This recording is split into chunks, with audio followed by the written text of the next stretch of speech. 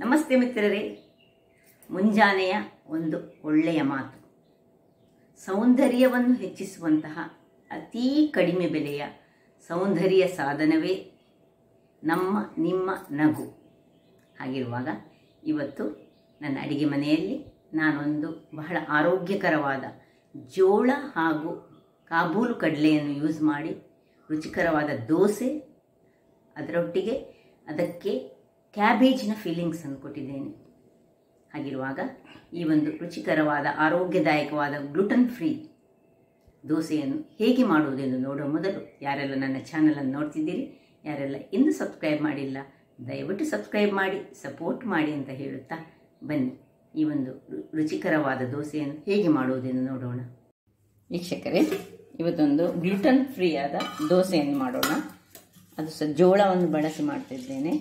1 ಗ್ಲಾಸ್ನಷ್ಟು ಜೋಳ ತೆಗೆದುಕೊಂಡ್ರೆ, ಇದರಲ್ಲಿ 1 ಗ್ಲಾಸ್ ಜೋಳ ತೆಗೆದುಕೊಂಡಿದ್ದೇನೆ. ಇದರಲ್ಲಿ ಅರ್ಧ ಗ್ಲಾಸ್ನಷ್ಟು ಈ ಒಂದು ಬಿಳಿಯ ಕಡಲೆ, ಇದನ್ನೆಲ್ಲ ಒಂದು 6 ಗಂಟೆಗಳ ಕಾಲ, ಮಿನಿಮಮ್ 6 ರಿಂದ 8 ಗಂಟೆಗಳ ಕಾಲ ನೆನೆಸಿಟ್ಕೊಳ್ಬೇಕು.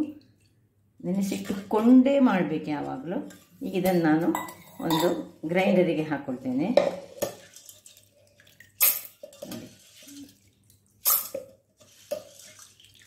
ತುರಿಗೆ ಈ ಜೋಳವನ್ನು ಹಾಕ್ಕೊಂಡು ಗ್ರೈಂಡ್ ಮಾಡ್ತೇನೆ. ಆಮೇಲೆ ಸ್ವಲ್ಪ ಗ್ರೈಂಡ್ ಆದಮೇಲೆ ಇದನ್ನು ಹಾಕೊಳ್ಳೋಣ. ನೋಡಿ, ಇಷ್ಟು ಗ್ರೈಂಡ್ ಆಗುವಾಗ ನಾನು ಇದಕ್ಕೆ ಸ್ವಲ್ಪ ನೀರು ಹಾಕಿ ಗ್ರೈಂಡ್ ಮಾಡಿಕೊಂಡದ್ದು. ಈಗ ನೋಡಿ, ಸ್ವಲ್ಪ ಪೌಡರ್ನಷ್ಟು ಆಗಿದೆ. ಈಗ ಇದಕ್ಕೆ 2 ಕಾಯಿ ಮೆಣಸನ್ನು ಕಟ್ ಮಾಡ್ಕೊಂಡು ಹಾಕೊಳ್ಳೋಣ. ಮತ್ತು ಅರ್ಧ ಇಂಚಿನಷ್ಟು, ಅರ್ಧದಿಂದ 3/4 ಇಂಚು ಉಂಟು, ಇದನ್ನು ಗುದ್ದಿಕೊಂಡಿದ್ದೇನೆ, ಶುಂಠಿ ಹಾಕೊಳ್ತಿದ್ದೇನೆ. ಇನ್ನು ಅರ್ಧ ಗ್ಲಾಸ್ಗಳಷ್ಟು ನೆನೆಸಿಟ್ಟಂತಹ ಕಡಲೆ, ಇಷ್ಟನ್ನು ಹಾಕ್ಕೊಂಡು ಸ್ವಲ್ಪ ನೀರನ್ನು ಹಾಕಿ ಸ್ವಲ್ಪ ಗ್ರೈಂಡ್ ಮಾಡಿ ತರ್ತೇನೆ. ನೋಡಿ ಮಿತ್ರರೇ, ಇಷ್ಟು ನೋಡಿ ಫೈನಾದ ಪೇಸ್ಟ್ ಆಯಿತು. ನೋಡಿ ಹೇಗೆ ಆಯ್ತು ನೋಡಿ, ಇಷ್ಟು ಫೈನ್ ಆಯಿತು. ಈಗ ಇದನ್ನೊಂದು ಒಳ್ಳೆ ಶುಂಠಿಯ ಘಮ ಪರಿಮಳ ಬರ್ತಾ ಉಂಟು. ಈಗ ಇದನ್ನು ಒಂದು ಪಾತ್ರೆಗೆ ಹಾಕೊಳ್ಳೋಣ. ನಾಳೆ ಬೆಳಿಗ್ಗೆ ಅಥವಾ ಇವತ್ತೇ ಬೇಕಿದ್ದರೆ ನೀವು ಈ ಶುಂಠಿ ಮತ್ತು ಮೆಣಸು ಹಾಕುವಾಗ, ಕಾಯಿ ಮೆಣಸು ಹಾಕುವಾಗ ಅದರೊಟ್ಟಿಗೆ ಸ್ವಲ್ಪ ಕೊತ್ತಂಬರಿ ಸೊಪ್ಪು ಸಹ ಹಾಕ್ಕೊಳ್ಬೋದು, ಅದು ಸಹ ಟೇಸ್ಟ್ ಬರ್ತದೆ. ಈಗ ಇದನ್ನೀಗ ನಾನು ರಾತ್ರಿ ಮಾಡಿಟ್ಟು ಫರ್ಮೆಂಟೇಷನ್ಗೆ ಇಡ್ತಾ ಇದ್ದೇನೆ. ಸ್ವಲ್ಪ ನೀರನ್ನು ಹಾಕಿ, ಉಪ್ಪು ಹಾಕ್ಕೊಳ್ತಾ ಇಲ್ಲ ಇವತ್ತು, ಸ್ವಲ್ಪ ಸೆಕೆ ಸ್ಟಾರ್ಟ್ ಆಗಿದೆಲ್ಲ, ಅದರಿಂದಾಗಿ ಹುಳಿ ಹೆಚ್ಚಾಗ್ತದೆ. ಅದಕ್ಕೋಸ್ಕರ ಸ್ವಲ್ಪ ಇದಕ್ಕೆ ನೀರನ್ನು ಹಾಕಿ ಸ್ವಲ್ಪ ಒಂದು ಹದ, ಯಾವಾಗ ಉದ್ದಿನ ದೋಸೆಗೆ ಹೇಗೆ ನಾವು ಮಾಡ್ತೇವೆ ನೋಡಿ, ಆ ರೀತಿಯಲ್ಲಿ ನಾವು ನೀರನ್ನು ಹಾಕಿಕೊಂಡು ಕಲಡಿಸಿಕೊಂಡು, ನೋಡಿ ದಪ್ಪ ಇಷ್ಟು ಉಂಟು. ನಾಳೆ ಬೇಕಿದ್ದರೆ ಇದಕ್ಕೆ ಸ್ವಲ್ಪ ನೀರನ್ನು ಹಾಕೊಳ್ಳೋಣ. ಈಗ ಒಂದು ಮುಚ್ಚಳವನ್ನು ಮುಚ್ಚಿ ಇದನ್ನು ನಾಳೆ ಬೆಳಿಗ್ಗೆ ನಮ್ಮ ಕೆಲಸ. ವೀಕ್ಷಕರೇ ನೋಡಿ ಹೇಗೆ ಫರ್ಮೆಂಟ್ ಆಗಿದೆ ಅಂತ ನೋಡೋಣ. ಸಾಧಾರಣ ತುಂಬ ಈ ಉದ್ದಿನ ಇದರ ಹಾಗೆ ಆಗೋದಿಲ್ಲ, ದಪ್ಪ ಆಗಿದೆ ನೋಡಿ. ಇದಕ್ಕೆ ಸ್ವಲ್ಪ ಉಪ್ಪನ್ನು ಹಾಕೊಳ್ಳೋಣ, ಸ್ವಲ್ಪ ನೀರನ್ನು ಸಹ ಹಾಕೊಳ್ಬೇಕು ಅಂತ ಕಾಣ್ತದೆ. ಸ್ವಲ್ಪ ದಪ್ಪ ಆಗಿದೆ, ಸ್ವಲ್ಪ ಉಪ್ಪು,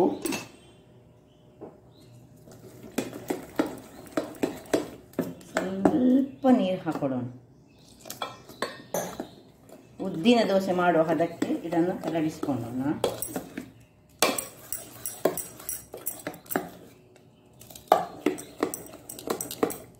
ಇನ್ನು ಇದನ್ನು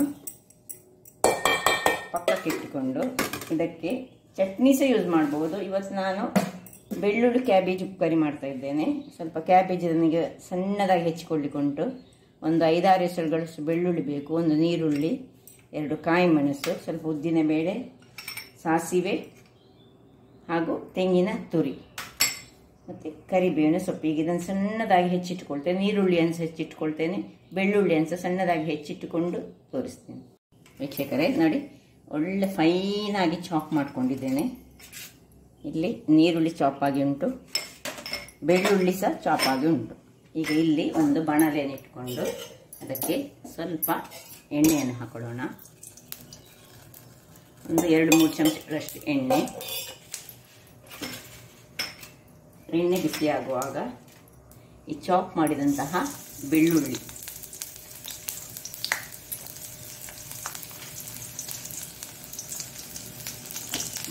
ಹಾಕೊಳ್ಳೋಣ. ಈಗ ಒಂದು ಒಣಮೆಣಸನ್ನು ಹೀಗೆ ಕತ್ತರಿಸ್ಕೊಂಡು ಹಾಕೊಳ್ಳೋಣ. ಸಣ್ಣದಾಗಿ ಕತ್ತರಿಸಿದ್ರು ಸಹ ಆಗ್ತದೆ. ಕರಿಬೇವಿನ ಸೊಪ್ಪು ಚಾಪ್ ಮಾಡ್ಕೊಂಡು ಹಾಕಿದ್ರೆ ಸಹ ಒಳ್ಳೆಯದು.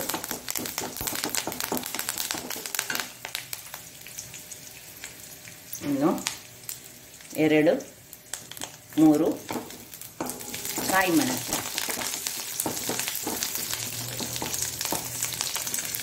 ಈಗ ನಡುವಲ್ಲಿ ಈ ಸಾಸಿವೆ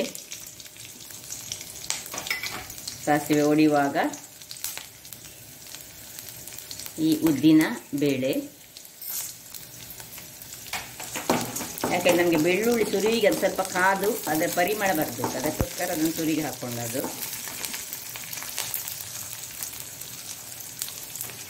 ಇನ್ನು ಈ ಎಲ್ಲ ನೋಡಿ ಸಾಸಿವೆ ಪಟ ಹೇಳ್ತಾ ಉಂಟು. ಈ ಕಟ್ ಮಾಡಿದಂತಹ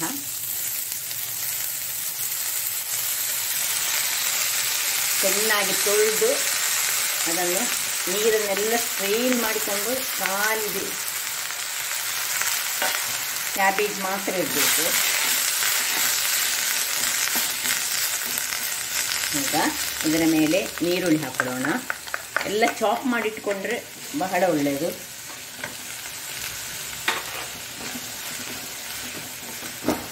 ಇನ್ನು ಸ್ವಲ್ಪ ಉಪ್ಪನ್ನು ಹಾಕೊಳ್ಳೋಣ. ತುಂಬ ಉಪ್ಪು ಹಾಕಬಾರ್ದು, ಯಾಕಂದರೆ ಇಷ್ಟು ಕಂಡ್ರೆ ಸಹ ಈ ಕ್ಯಾಬೇಜ್ ಪಕ್ಕ ಬೆಂದು ಹೋಗುವಂಥದ್ದು, ಅಂದರೆ ಸ್ವಲ್ಪ ಕಡಿಮೆ ಆಗ್ತದೆ ಬೆಂದಾಗ.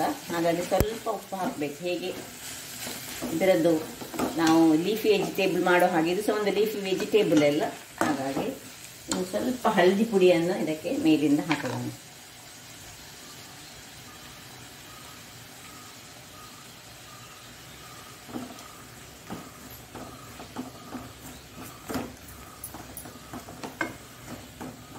ಹಳದಿಯನ್ನು ಹಾಕಿ ಕೊನೆಗೆ ಏನು ಮಾಡಬೇಕು, ಇದಕ್ಕೆ ನೀರೇನು ಹೆಚ್ಚು ಬೇಡ.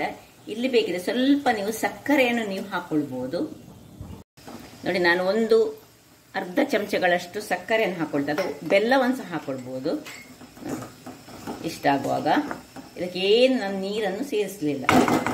ಈಗ ಈ ತೆಂಗಿನ ತುರಿಯನ್ನು ಖಾಲಿ ಇದರ ನಡುವಲ್ಲಿ ಹಾಕಿ ಮುಚ್ಚಳವನ್ನು ಮುಚ್ಚಿ ಸಣ್ಣ ಉರಿಯಲ್ಲಿ 5 ನಿಮಿಷ ಬೇಯಿಸಿಕೊಳ್ಳೋಣ. ಇಷ್ಟಾಗುವಾಗ ನೋಡಿ, ಈ ತೆಂಗಿನ ತುರಿ ಅದರಲ್ಲೇ ಬೆಂದಿದೆ. ಈಗ ಇದನ್ನು ಹೀಗೆ ಪಕ್ಕ ಆಗ್ತದೆ. ಇದಕ್ಕೆ ನೋಡಿ, ನಾನು ಯಾವ ನೀರನ್ನು ಯೂಸ್ ಮಾಡಲಿಲ್ಲ, ಒಳ್ಳೆ ನೀರನ್ನು ತೆಗೆದೇ ಇದು ಮಾಡಿದ್ದೇನೆ. ಈ ಕ್ಯಾಬೇಜ್ನಲ್ಲಿರುವ ನೀರಿನಲ್ಲೇ ಇದು ಒಳ್ಳೆ ಬೇಯಬೇಕು. ಅದಕ್ಕೆ ಉರಿ ತುಂಬ ದೊಡ್ಡದಾಗಿರಬಾರ್ದು. ಎಷ್ಟು ಚೆನ್ನಾಗಿ ಬಂತು. ಈಗ ಇದಕ್ಕೆ ಕೊತ್ತಂಬರಿ ಸೊಪ್ಪನ್ನು ಹಾಕೊಳ್ಳೋಣ.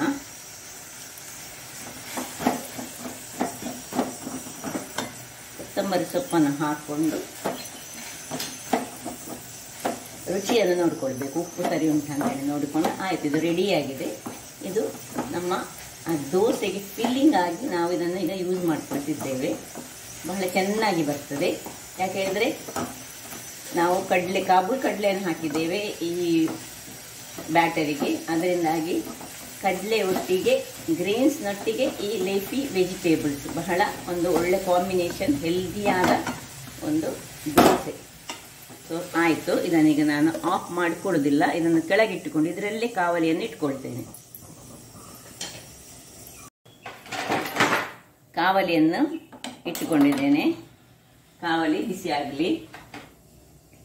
ಇಲ್ಲಿ ನೋಡಿ, ಹಿಟ್ಟು ನೋಡಿ, ಇಷ್ಟು ಈ ಹದದಲ್ಲಿ ಇರಬೇಕು. ಆಗವೇ ತೋರಿಸ್ಕೊಂಡಿದ್ದೇನೆ. ಇದಕ್ಕೆ ಬೇಕಿದ್ರೆ ನೀವು ಒಂದು ಚೂರು ಸಕ್ಕರೆ ಹಾಕ್ಕೊಳ್ಬೋದು. ನಾನು ಹಾಕ್ಕೊಳ್ತಲ್ಲ, ಯಾಕೆಂದರೆ ನಾನು ಕ್ಯಾಬೇಜಿಗೆ ಆಲ್ರೆಡಿ ಹಾಕ್ಕೊಂಡಿದ್ದೇನೆ. ಈಗ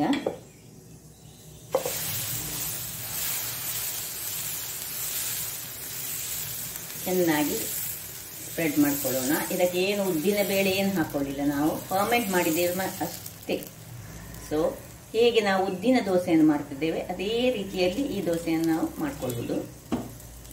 ಈಗ ಮೇಲಕ್ಕೆ ಸ್ವಲ್ಪ ತುಪ್ಪವನ್ನು ಹಾಕೊಳ್ಳೋಣ.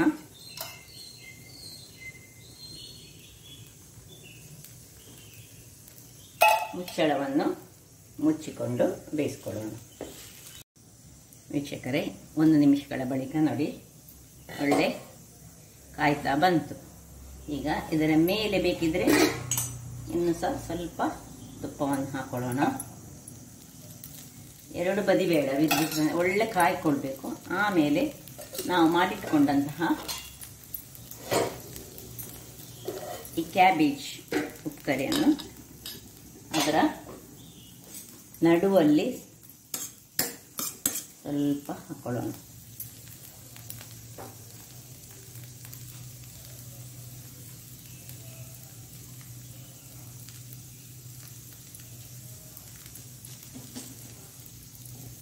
ಹಾಕೊಂಡು ಇದನ್ನು ಹೀಗೆ ಫೋಲ್ಡ್ ಮಾಡ್ಕೊಳ್ಳೋಣ.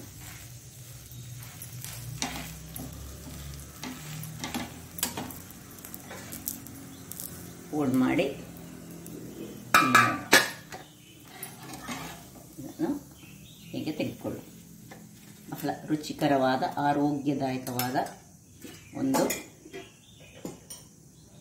ಜೋಳದ ಹಾಗೂ ಕಾಬೂಲ್ ಚನದ ದೋಸೆ ರೆಡಿಯಾಗಿದೆ. ಹಾಗೆ ಇನ್ನೊಂದು ದೋಸೆಯನ್ನು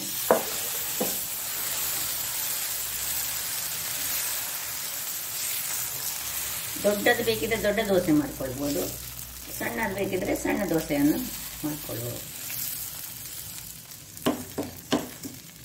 ಈಗ ತುಪ್ಪ ಹಾಕೊಳ್ಳೋಣ.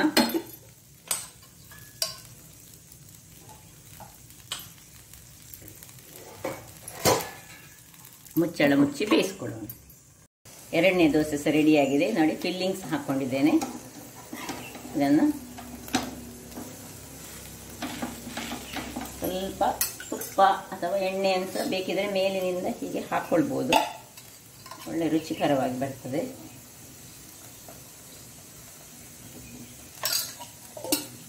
ನಾನು ತುಂಬ ಹೆಚ್ಚು ಆಯಿಲ್ ಯೂಸ್ ಮಾಡೋದಿಲ್ಲ, ಮಾಡೋರು ಮಾಡ್ಬೋದು ಅಥವಾ ಖಾಲಿಸಿ ಇದನ್ನು ಮಾಡ್ಕೊಳ್ಬೋದು. ನೋಡಿ 2ನೇ ದೋಸೆ ಸಹ ಎಷ್ಟು ಕ್ರಿಸ್ಪಿಯಾಗಿ ಸಹ ಉಂಟು. ಇಲ್ಲಿ ನನ್ನದು ಇನ್ನೊಂದು ಇಲ್ಲಿ ದೋಸೆ ಕಬ್ಬಿಣದ ಕಾವಲಿಯಲ್ಲಿ ರೆಡಿ ಆಗ್ತಾ ಉಂಟು. ಕಬ್ಬಿಣದ ಕಾವಲಿ ಸಹ ಮಾಡ್ಬೋದು, ಯಾವುದರ ಸಹ ಮಾಡ್ಬೋದು. ಹಾಗಾದರೆ ನೋಡಿದ್ರಲ್ಲ ವೀಕ್ಷಕರೇ, ಒಂದು ರುಚಿಕರವಾದ ಜೋಳ ಹಾಗೂ ಕಾಬೂಲ್ ಚನವನ್ನು ಯೂಸ್ ಮಾಡಿದಂತಹ ದೋಸೆ. ಅದಕ್ಕೊಂದು ರುಚಿಕರವಾದ ಬೆಳ್ಳುಳ್ಳಿ ಕ್ಯಾಬೇಜ್ ಉಪ್ಪುಕರಿ ನೋಡಿ ಹೇಗೆ ಒಳಗಿನಿಂದ ಹೇಗೆ ಉಂಟು ನೋಡಿ. ಇದರ ಒಟ್ಟಿಗೆ ತಿನ್ನಲಿಕ್ಕೆ ಸಹ ಯಾರಿಗೆ ಆಲೂಗಡ್ಡೆ ಎಲ್ಲ ಅಷ್ಟೊಂದು ಖುಷಿ ಇಲ್ಲ ಅಥವಾ ಕೆಲವರಿಗೆ ಹೆಲ್ತಿಗೆ ಆಲೂಗಡ್ಡೆ ಆಗೋದಿಲ್ಲ ಅಂಥವರು ಹೀಗೆ ಮಾಡಿ ತಿನ್ಬೋದು. ಈ ರುಚಿಕರವಾದ ಒಂದು ದೋಸೆಯನ್ನು ನೀವು ನಿಮ್ಮ ಮನೆಯಲ್ಲಿ ಮಾಡಿ. ಹಾಗಾದರೆ ನನ್ನ ಕುಕಿಂಗ್ ಚಾನಲ್ ಇಷ್ಟ ಆದರೆ ಬೋಳೂರು ಸುವರ್ಣ ಚಾನಲನ್ನು ಲೈಕ್ ಮಾಡಿ, ಶೇರ್ ಮಾಡಿ ಹಾಗೂ ಸಬ್ಸ್ಕ್ರೈಬ್ ಮಾಡಿ ಹಾಗೂ ನನ್ನ ಇನ್ಸ್ಟಾಗ್ರಾಮ್ ಪೇಜನ್ನು ಫಾಲೋ ಮಾಡಿ. ಧನ್ಯವಾದಗಳು.